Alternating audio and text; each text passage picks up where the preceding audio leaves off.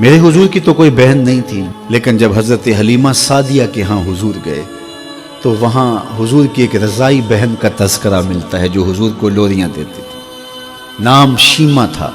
تو شام کے وقت جب خواتین کھانا پکانے میں مصروف ہونے لگتی تو بہنیں ویر اٹھا کر کے باہر لے جاتی۔ ہر بہن کا خیال یہ ہوتا کہ میرے ویر سے سونا زمانے میں کوئی نہیں۔ کہتے ہیں خوبصورتی دیکھنے والے کی آنکھ میں ہوتی ہے، جس کے ویر کا رنگ سونا ہوتا تو وہ کہتی رنگ نہیں تو کچھ بھی نہیں ہے، اور جس کے نقوش تیکھے ہوتے تو وہ کہتی کہ رنگ کا کیا ہے، حسن تو نقوش میں ہوتا ہے۔ جس کی آنکھیں خوبصورت ہوتی وہ کہتی میرے ویر کی جھیل جیسی آنکھیں تو دیکھو۔ اب یہی بنو سعد کے محلے میں ہوتا، بچیاں اپنے ویر اٹھا کے لے آتی، ایک کہتی میرے ویر ورگا کوئی نہیں، دوسری کہتی میرے ویر جیسا نہیں۔ اتنے میں حضرت شیمہ اپنا ویر محمد اٹھا کے لے آتے اور دور سے کہتے نہیں میرا ویر بھی آ گیا، تو سب کے سر جھک جاتے، کہتے نہیں نہیں نہیں نہیں شیمہ تیرے ویر کا مقابلہ تو نہیں نا، ہم تو آپس میں بات کر رہی ہیں۔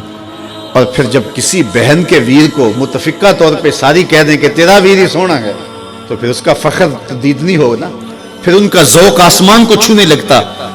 ابن حشام سیرت کی سب سے پہلی کتاب، اس میں یہ واقعہ لکھا ہے کہ پھر حضرت شیمہ حضور کو اپنی آغوش میں لے کے سمیٹتی اور پھر چومتی اور پھر وہ لوری دیتی، اور وہ لوری کے لفظ بھی لکھے ہیں، ربنا ابق لنا محمدا حتی اراہ یافعا وامردا، اللہ میرے ویر محمد کو سلامت رکھنا۔ آج یہ پالنے میں بچوں کا سردار ہے، کل وہ لمحے آئے جوانوں کا بھی سردار، اور پھر جھوم جاتی اور کیا خوشی ان کی دیتنی ہوتی۔ اور پھر وہ منظر بھی آیا کہ حضور علیہ السلام مکے چلے گئے اور یہ جوان ہوئیں اور پھر ان کی شادی کسی قبیلے میں ہو گئی۔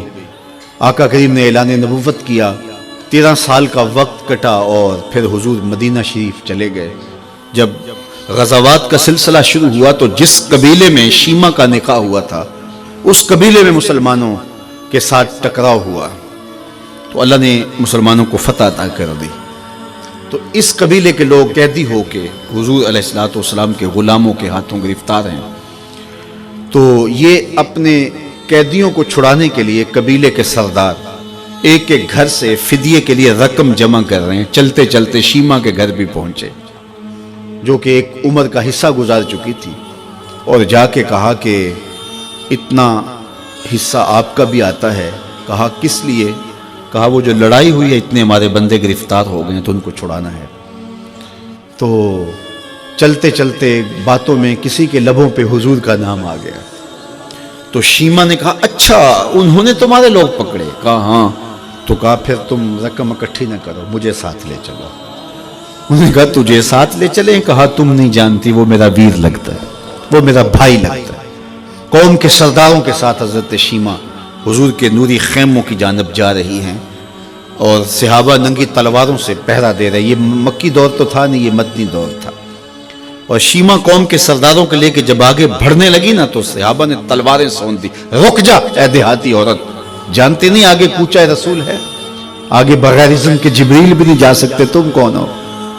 تو شیمہ نے جو لفظ کہے وہ لفظ نہیں ہے، اس نے کہا خلو سبیلی وَعَلَمُوا أَنَا أُخْتُ نَبِيِّكُمْ، میری راہیں چھوڑ دو، تم جانتے نہیں میں تمہارے نبی کی باجی لگتی ہوں۔ تلواریں جھک گئیں، آنکھوں پر پلکوں کی چلمنے آ گئی، راستہ چھوڑ دیا۔ حضور کے خیمہ نوری میں داخل ہوئی تو حضور نے دیکھا، پہچان لیا، اٹھ کے کھڑے ہو گئے۔ فرمایا بہن کیسے آنا ہوا؟ آپ کے لوگوں نے ہمارے کچھ بندے پکڑے چھڑانے آئی۔ تو فرمایا بہن تو نے زحمت گوارا کیوں کی؟ تو پیغام بھیج دیتی میں یوں ہی چھوڑ دیتا، لیکن تم آ گئی ہو، اچھا ہوا ملاقات ہوئی۔ پھر حضور نے قیدیوں کو چھوڑنے کا اعلان کیا اور کچھ گھوڑے اور چند جوڑے حضرت شیمہ کو حضور نے تحفے کے طور پہ دیے۔ ویروں کے دروازے پر بہنیں آئیں تو ویر خالی تو موڑا نہیں کرتے، تو حضور نے بہت کچھ عطا کیا اور پھر رخصت کرنے خیمے سے باہر آئے تو صحابہ کی جماعت منتظر تھی۔ فرمایا صحابہ جب میں قیدی چھوڑا کرتا ہوں میری عادت تمہیں معلوم ہے کہ میں پہلے تم سے مشاورت کیا کرتا ہوں، آج ایسا موقع آیا کہ میں تم سے مشاورت بھی نہیں کی اور قیدی بھی چھوڑ دیے۔ کہا جو چاہیں آپ کریں، لیکن کیوں مشاورت نہیں فرمائی حضور؟ اگر ارشاد فرما دیں۔ تو فرمایا اس لیے کہ میرے دروازے پہ میری بہن آ گئی تھی۔ کوئی لاؤ تو صحیح زمانے میں ایسا، کوئی لاؤ تو صحیح زمانے میں یہ جمال اور یہ حسن اور یہ کمال رکھنے والا، تو پھر کیوں نہ ہم اپنی ساری زندگی اس آقا کے نام لگاتے ہیں۔